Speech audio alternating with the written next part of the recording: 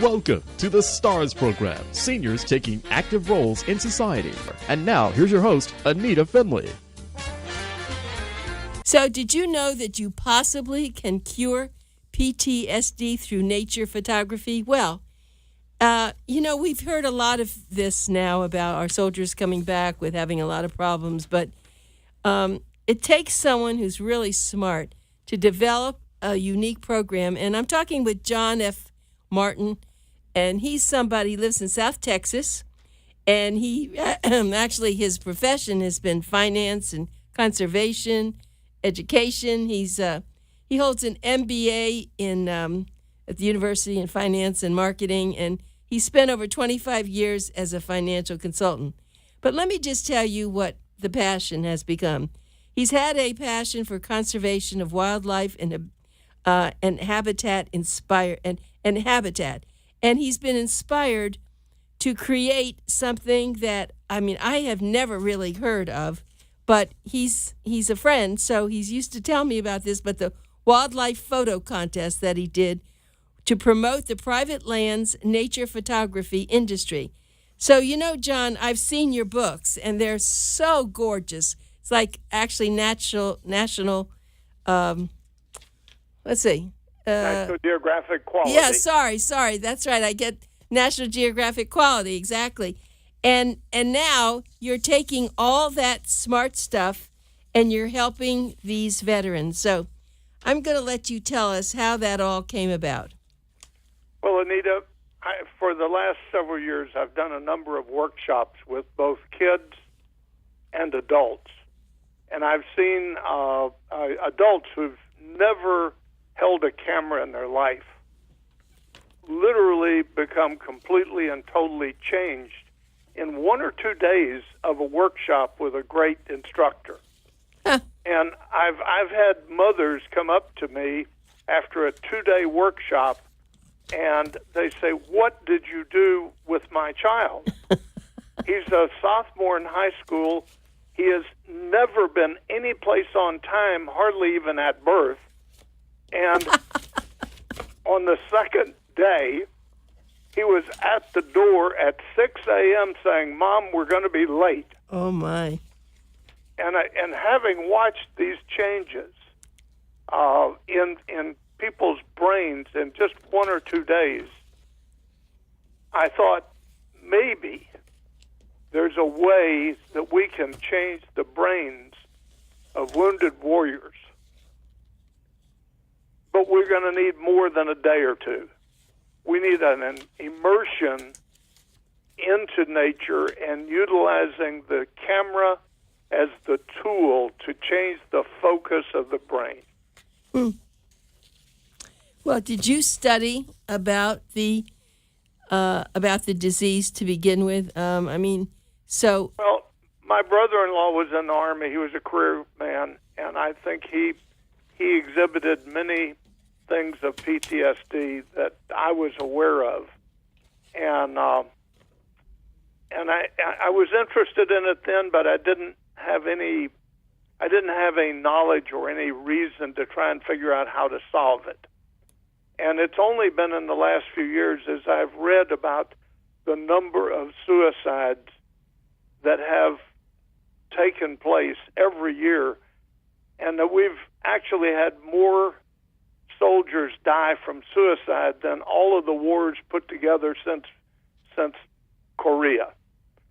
And I kept thinking, why doesn't somebody do something? Well, it turns out there have been 1,100 programs that have been designed to reduce the number of suicides created by the federal government over the last 15 years, and we still have not reduced the number of suicides or the attempts. And so I thought, this is such a powerful tool. I started reading about the power of nature to heal. And there are over 60 articles about this power. Both physical and mental illnesses are transformed when spending time in nature. but I could not, in all those articles, I couldn't find where they used a specific program in nature to cure a specific problem or disease. And I kept thinking, we need to test this scientifically. We need to come up with a plan that, using the scientific method, the scientific theory, we test it and we see if it can work. And so that's how I came up with this program, utilizing nature photography. So let me then pick your brain about this. Why do you feel, personally, I mean, I know it's been wonderful for you and for people who enjoy that, but why do you think that is going to do away with the terrible things that these people, the soldiers, the military people, have seen in war? How do you get that? What made you feel that's true? When you're, number one, when you're in nature, your heart rate drops, you totally relax. So we know that works, and it's been tested. I've also seen that you have someone, in fact, a little story. I had 6 high school girls and 2 high school teachers in a one-day workshop. So we photographed in the morning raptors and macro photography. And in the afternoon, we were photographing songbirds at a photo blind. And the coach, a lady named Karen Agner, who is really one of the finest coaches in the world, looked up and saw this huge 6-foot western diamondback rattlesnake crawling along. And she said, "Who wants to photograph the rattlesnake?" All 6 girls raised their hands. So they got up, and they were about 10 feet away from this rattlesnake as it crawled along, and they stayed with it and kept moving ahead of it and let it crawl past them. There was a girl there that had never had a camera in her hand, was deathly afraid of snakes. And for an hour and a half, she laid flat on her belly, 10 feet from this 6-foot rattlesnake. No way. Photographing it. And when it finally coiled up beside a ground squirrel hole and it opened its mouth to stretch, she had this 500-millimeter lens, and she nailed it. Never having had... She told me 2 weeks ago that totally changed her life, that she loves snakes, that she wants to study them, especially rattlesnakes. Oh, my goodness. All from an hour and a half of photography. That's how powerful this tool is. Wow, that's quite a story, especially for me, who I do hate snakes. So that really hit me on the head. It just, I know this will work. And it's a project that's going to take the rest of my life. But I feel like if we can get this put together, my goal now is I need to raise the funds to hire a director, a really good director that can help me pull it together, organize it, and actually make it happen. My goodness, this is just so beautiful. I'm in awe of you. I mean, because this is pretty important. So I see where you're having to document this carefully so that you can be able to present it to people, the authorities, and the medical profession who works in this area. The key to making it happen will be the science team of psychologists, psychiatrists, and then teaching the photography coaches. First, we're going to get the best coaches there are, and we're going to then educate them about using the scientific method and really applying science to making sure that we've done this right. Well, this is now, where do you find these people? Did you put like an ad in a newspaper to get the vets to participate? Well, the first thing by working with the director, it'll be somebody that's involved in the psychology community, that is organized, is more organized than I am. And working with them, we will recruit the science team, which will be the science, and I'm visiting with the head of the psychology department at the new medical school at UTRGV. I'm visiting with the mental health team at Doctors Hospital in McAllen, Texas, and I have a young man that is working at the Veterans Administration in the psychology department that is also helping me. So I'm already talking to, I think, the right people to find our science team. Mm. I'm going to I get the tough duty of going to Las Vegas next month to the North American Nature Photography Association annual summit, and there I'm going to look for the absolute best instructional team in nature photography, professionals. Huh. Amazing. So, have you been able to? You've already started this, and I gather, and have you been able to see anything yet? No, we've not had anybody in the field yet because I wanted to make sure I knew what I was doing before I even, I feel like once we get the psychological team in place, we get the photography team in place, and while we're doing that, we're recruiting, because there's a lot of different problems that we have to look at, and I want to keep this as simple as possible. So we have wounded warriors with artificial limbs, and that may require specialized blinds that we don't have right now. Mm-hmm. We have wounded warriors who also have problems with drugs and alcohol. Right. And then we have wounded warriors who have depression or anxiety or both combinations. Those are probably the ones I'd like to start with, because that keeps keeps everything simple. But it allows us then that once we've proven the theory scientifically, we can expand the program. Well, let me just say that you have been, I think, working on this in a different way for a long time, because you have found this to be your passion, photography, because you came from the financial market. That's what you've done. And I guess, why don't we just tell everybody how you got started in photography yourself? Well, we have a 280-acre small ranch, and down here that's small compared to everybody else that I know. And I started doing photography out there in the early 80s after we bought it. And then in the early 90s, I created the Valley Land Fund Wildlife Photo Contest.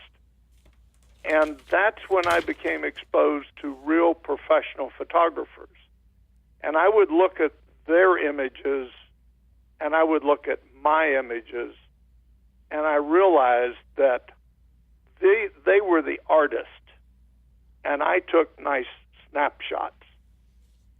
And so in watching that and realizing that my forte is not in taking photographs, but it's using photography for conservation and now for solving human problems. Hmm. Well, because you have been someone like that. I know that when you're in the financial business, that's what you're doing all the time, of course, and you are very good at that. So I see how you've switched this around, and I know you're loving it. And you have, well, let me ask you, so when we talk about this, is it wildlife? Is it just shrubbery? Are they flowers? What primarily do you like to photograph or to be a part of? Well, I love taking snapshots of everything. Even if I have great equipment, that's what I do.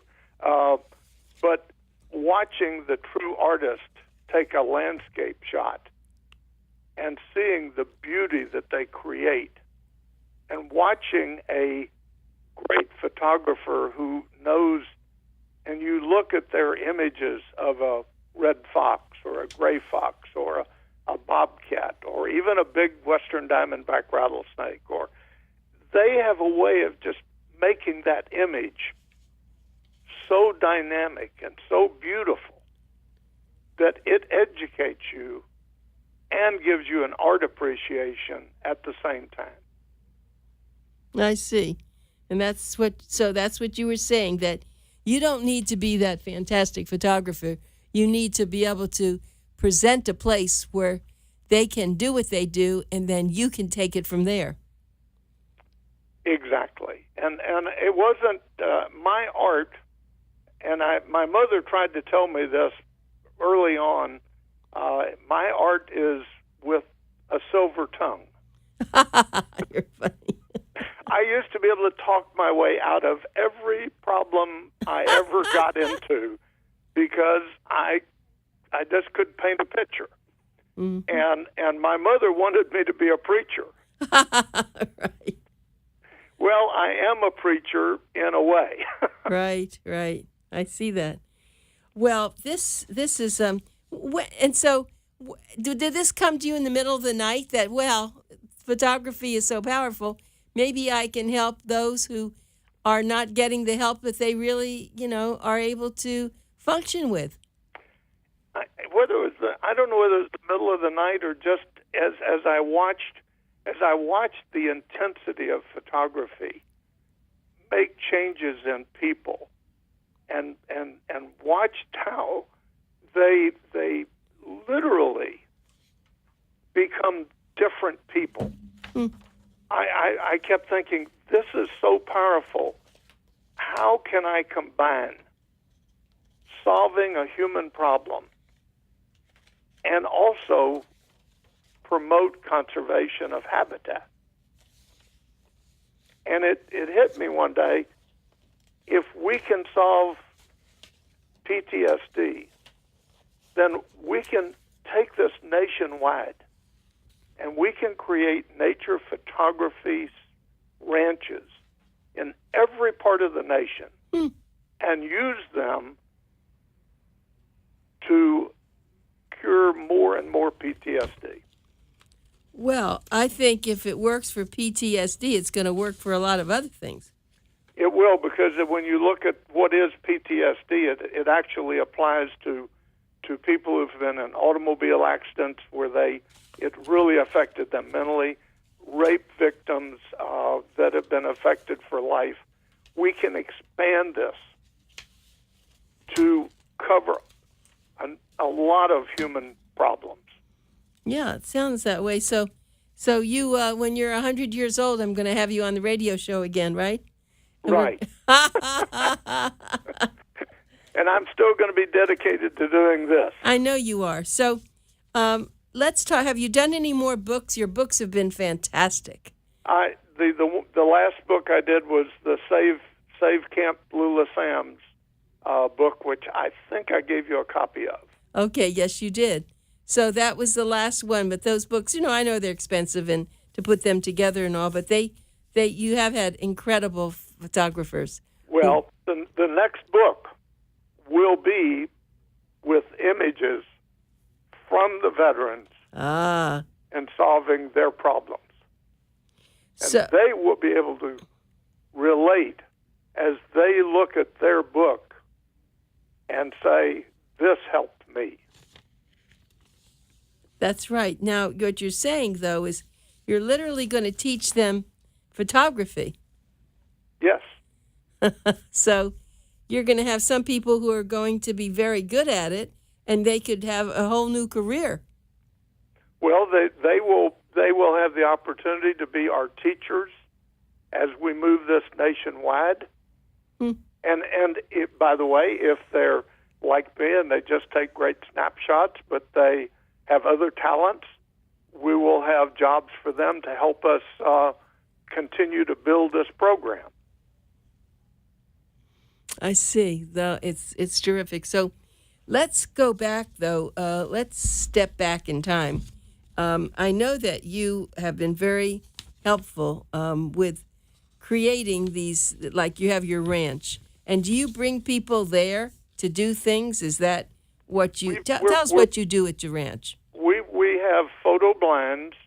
We have a world-class raptor setting where you can photograph on any given day from 15 to 100 caracaras, turkey vultures, black vultures, Harris hawks, and sometimes other migratory animals. Lately, we've been having coyotes come in for a piece of the meat we put out. So it's truly we have people coming from all over the world. We have some folks that'll be coming next year from China. And we have songbird blinds where you sit and there's a water hole and songbirds come in. What we found is if you have habitat, water, and feed, you'll have all kinds of animals come in. I see. So that's really how you got started with all this. And what made you buy that ranch, even though you say it's small? It's not really small. I mean, it's over 200 acres. Where did you live before that? Was this purposely done? Oh, you don't? We live on 40 acres that was farmland when we bought it, and over the last 30 years, I have put it back into native habitat. I've planted over 5,000 trees and shrubs. And this is where you live? Yes. Oh, my. So is this close to your other property? It's about 26 miles away. It's about a half-hour drive. Mm-hmm. So you're the Texas farmer now. Well, I farm wildlife, I guess. I remember the first green jay that came in, the first cardinal that came in. There was nothing here. And now we have coyotes, we have bobcats, we have fox, we have raccoons, we have virtually everything except deer and javelina here. Well, it must be fun. And I know you have grandchildren, and they must love to go there to see. Of course, these animals don't always come out when they're supposed to, they're... Right. No, you see them only occasionally. Right. Which makes it exciting. Right, but it's all natural, and so they feed on the land and the way they're supposed to, right? I mean, you're not feeding them, are you? I don't feed any of them except my chachalacas. What are they? Well, a chachalaca is a species of bird. It's pretty much a ground-dwelling bird. It's a tropical bird that is found only from South Texas, and I mean extreme South Texas, all the way down to Brazil.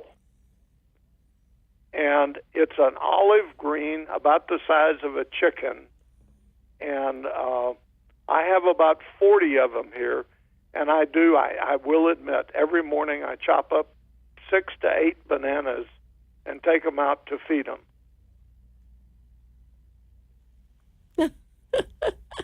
You're good. You're really good. It's so much fun to talk. This is such an unusual conversation. I just had a neurosurgeon on before. We were talking about people with strokes, and this is so just the opposite. It's just a wonderful thing that you've created, and now that you're actually getting into something really important, very important. And we talked about the PTSD and all, but now you bring up the people who have, of course, been hurt in other ways, and they're also affected.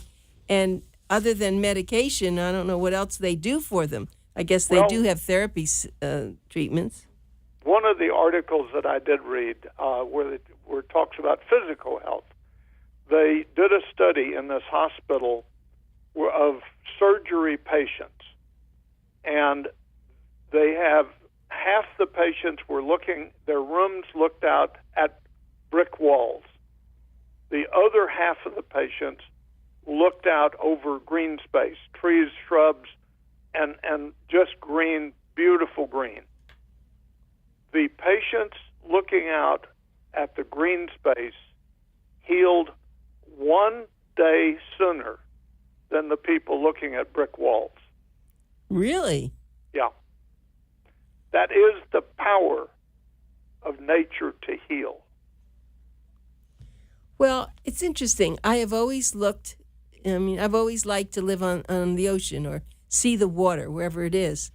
And I think that that's something in a different way that does bring peace and happiness. Yep, that's still part of that natural. Humans have been tied to nature for 1 billion years, or as long as we've been a species. And we can't, the people who live in cities who cannot get out or don't get out into nature have more psychological problems, more health problems, more everything, because they've lost that touch. Well, we haven't lost our touch in having you on. John Martin, this is who we're talking to.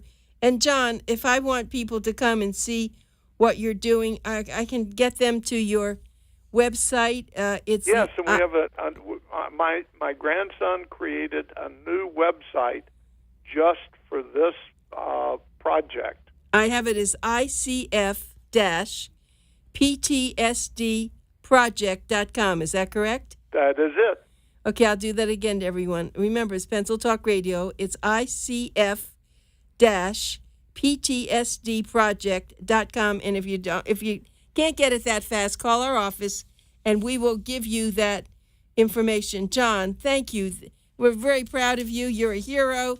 I'm looking forward to for another series with you to see where it's going and gone. I want to follow up when we've proven this. I really want to follow up. Oh, we'll do that, John. Thank you. I appreciate so much. And you need to come see us. I want to do that. I do want to do that, but you got to get rid of the snakes. Okay. Okay. All right. Thanks so much, John.